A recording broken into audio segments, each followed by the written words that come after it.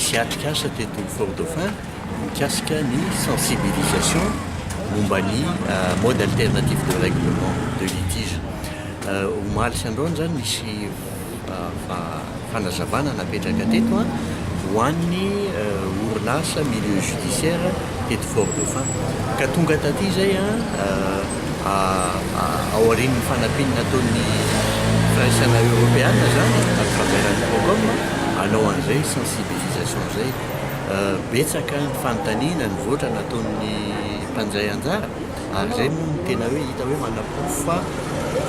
nisy zavatra na ny intéressé anjareo zavatra ny velavelana teo dia zay zany ny tena nahatongavanay aty satria ny CAM dia centre d'arbitrage et de médiation de Madagascar fa mampalahelo hoe mbola tsy paky aty amin'ny faritra zany le izy dia nanomboka tany Libomo zay nefa tany tonga eto Faradofay dia mbola hitohy amin'ny toerana telo hafa zay zany tena antondianay ampafantatra ny orinasa ampafantatra ny milieu judiciaire hoe inona ny mode alternatif de règlement de litige fa zavatra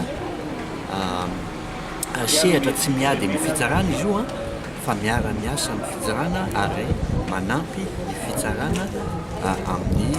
dossier resaka commercial. Hoe inona moa zany médiateur zany sy ny asany médiateur nitondra ihany koa ny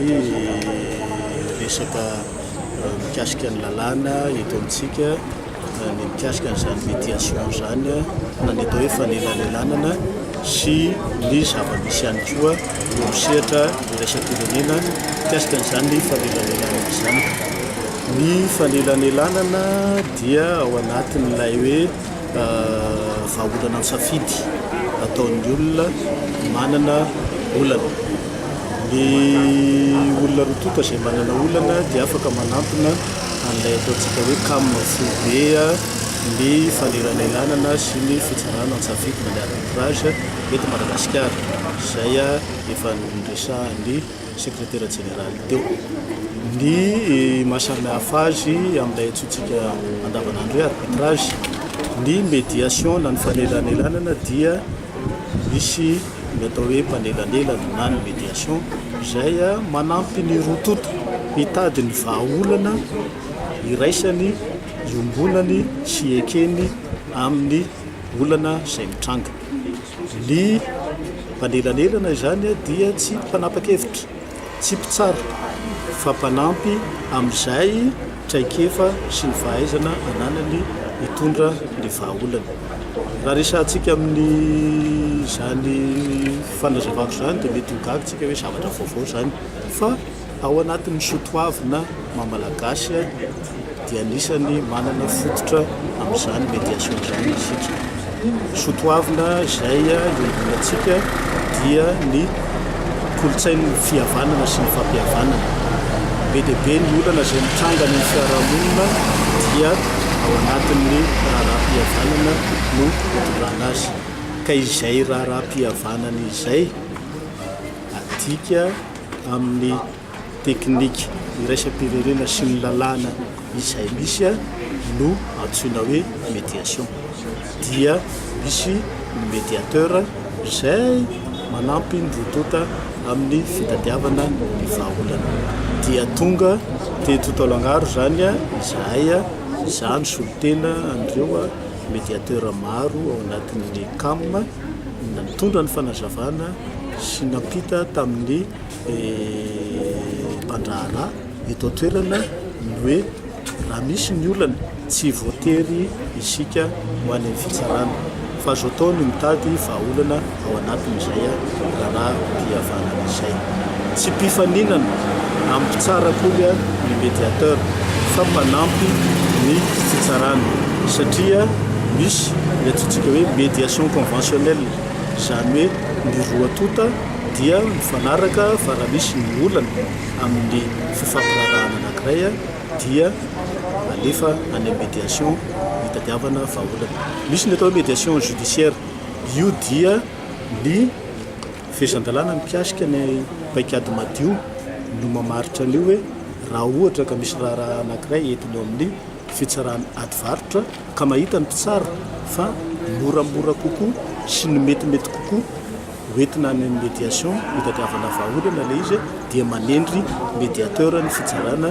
anao a izay fikaroa mba hanampy ny rotota amin'ny fikaroa mba olana izay. Nanao atrikasa nandritra ny 2 andro teto amintsika teto Tolagnaro ny CAM, Centre d'arbitrage et de médiation de Madagascar,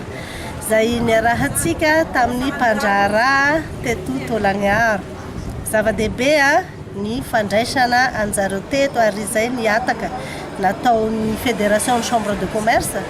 dia ny hoe mba naparitahana aty amin'ny province ny fisian'io fototrasany eo amin'ny CAM io satria amin'izao andro ny fanatotoloana zao dia betsaka ny olana samihafa izay misy eo amin'ny sampan-draharaha, misy eo amin'ny mpandraharaha sy ny fividianana entana zany ka amin'izay famahana ny olana zay dia tena tsara hoe manomboka amin'ny fifamparasana le izy ary koa moa zany soatoavinantsika malagasy ny resaka hoe fifanarahana zany aty amin'ny médiation fa sy tonga dia hoe makany amin'ny tribunal satria izay fihavanana zay dia mamaha olana maro ary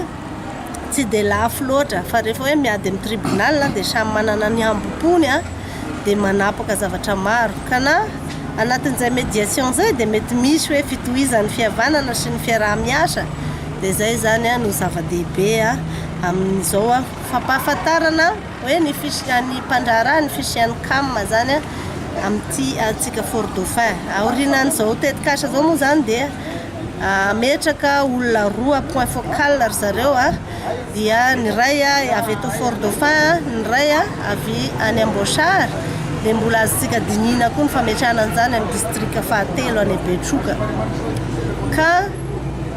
afaka manatona ny chambre de commerce izahay dia sy juriste fa point focal zay dia aeto zany mametraka fitaraina dia afaka hoe mifandray amin'ny juriste any Antananarivo zany hitantsika koa ny fahatongavany andriamatoa filohan'ny fitsarana ambaratonga voalohany eto miaraka amintsika zao dia midika zany zay ny maha zava-dehibe an'izany fiaraha-miasa zany fa ny fisian'ny médiation dia miaraka foana any amin'ny tribunal na amin'ny toerana zay misy tribunal de commerce na rehefa tsisy ny tribunal de commerce dia ny tribunal première instance eto amintsika zany na amin'ny faritra hafa no mikarakara an'izany fifandaminana amin'ny samy mpandraharaha izany. Ny zavatra andrasanay amin'izao tetikasa zao zany dia hoe efa nisy zany ny fampahafantarana igny hoe ny fisian'ny service ny CAM dia hoe hanantona aty amin'ny CCI zany zay manana olana rehetra fa afaka hoe hanampy zay amin'ny fahamahana olana amin'ny samy mpandraharaha zany resaka fa